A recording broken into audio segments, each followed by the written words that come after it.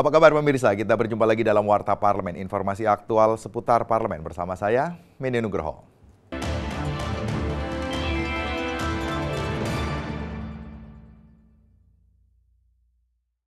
Komisi 10 DPR RI mendorong pemerintah Provinsi Banten memaksimalkan promosi pariwisata yang dimiliki Banten agar dapat lebih dikenal masyarakat luas dan mancanegara.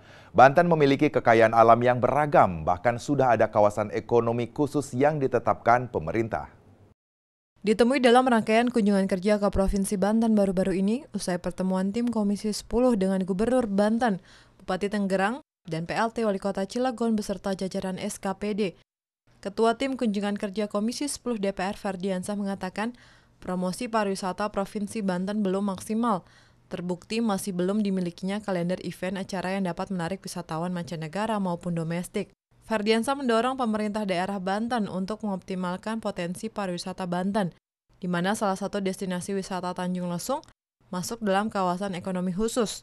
Itu nampaknya masih belum optimal. Terlihat dari kalau kita lihat di namanya tempat titik nol ini, nampaknya juga pengunjung walaupun pada hari libur tapi masih belum terlalu ramai.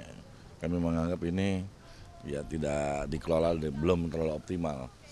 Dan nampaknya di sini sebenarnya sudah ada beberapa penginapan yang ada di sekitar sini juga belum terisi dengan sempurna atau belum penuh. Ini nampaknya yang perlu dilakukan adalah yang pertama tentang promosi bahwa destinasi ini sebenarnya untuk dalam konteks segmentasi wisatawan mancanegara sudah cukup memadai, tapi nampaknya di sini belum terpromosikan dengan optimal.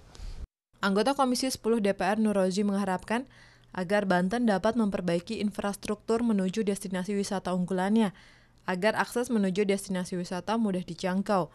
Ia mendorong agar kota Cilegon yang merupakan salah satu kota di Provinsi Banten dapat menampilkan event goloknya dan mempromosikan secara internasional.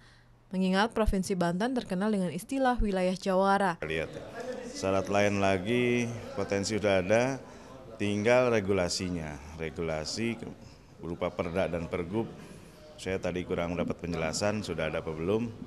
Lalu anggaran. Anggaran bisa dua sumber dari APBD dan APBN, terutama dalam hal ini kita APBD barangkali harus gubernur harus berani menganggarkan sektor ini karena potensinya luar biasa tadi. Rahim Nugraha, TVR Parlemen melaporkan. Terkait pemberantasan korupsi di Indonesia, sejumlah anggota DPR RI mengusulkan saatnya lembaga kepolisian dan jaksa dikuatkan perannya dalam memberantas korupsi, mengingat kedua lembaga tersebut memiliki jaringan luas ke daerah.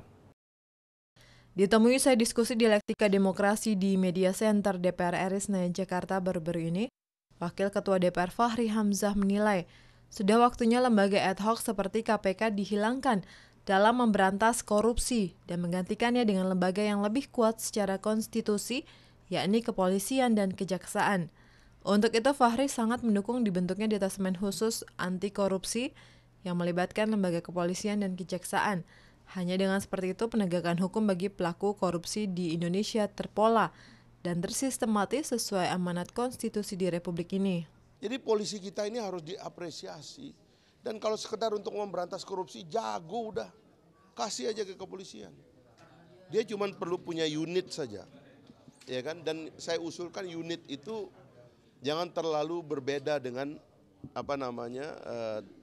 direktorat yang sudah ada sekarang gitu loh. Tapi ditingkatkan statusnya, personilnya ditambah supaya dia bisa ada di seluruh Indonesia, sehingga efek kedisiplinan kepada masyarakat kita itu luas. Tapi proses penegakan hukumnya, pro justisianya itu harus melalui proses penegakan hukum yang ada di dalam KUHP. Apalagi sebentar lagi kan kita sudah akan ada KUHP dan KUHP. Ya sudahlah, bukunya harus satu, kitab undang-undangnya harus satu, aparatnya satu. Itu yang memenuhi syarat pasal 27 Undang-Undang Dasar 45 bahwa segala warga negara bersamaan kedudukannya dalam hukum dan pemerintahan. Hal senada disampaikan anggota Komisi 3 DPR Masinton Pasaribu.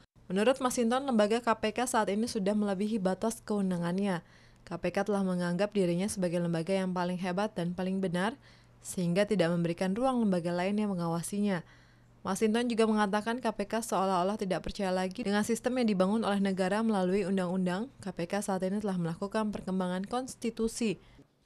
Tugas-tugas kepolisian maupun kejaksaan di berbagai pelosok daerah dalam melakukan penegakan hukum bisa diapresiasi baik oleh masyarakat di wilayah segitu kok. Jadi artinya apa? Ini kan persoalan persepsi aja yang dibangun, ya, bahwa kalau kepolisian dan kejaksaan itu dianggap tidak sebersih KPK, KPK itu mengklaim yang paling bersih. Ini kan persoalan persepsi aja dan klaim, ya. Habibie dan Koko, TVR Parlemen melaporkan. DPR RI meminta Kementerian Agama lebih aktif dalam melakukan edukasi kepada masyarakat dan merangkul para tokoh agama untuk bersama-sama membendung aksi provokasi melalui konten ujaran kebencian dalam isi ceramah. Ditemui di Gedung Nusantara 3 DPR baru-baru ini, anggota Komisi 8 DPR Maman Imanul Haq berpendapat negara melalui Kementerian Agama harus turun ke masyarakat dan memberikan edukasi. Menurut Maman, masyarakat sudah menjadi target dakwah yang negatif oleh segelintir oknum yang ingin memecah belah NKRI. Bagaimana dakwah itu harus mencerahkan, dakwah itu harus menguatkan kebersamaan, dakwah itu tidak boleh mencaci memaki, dan terutama merongrong NKRI dan Pancasila.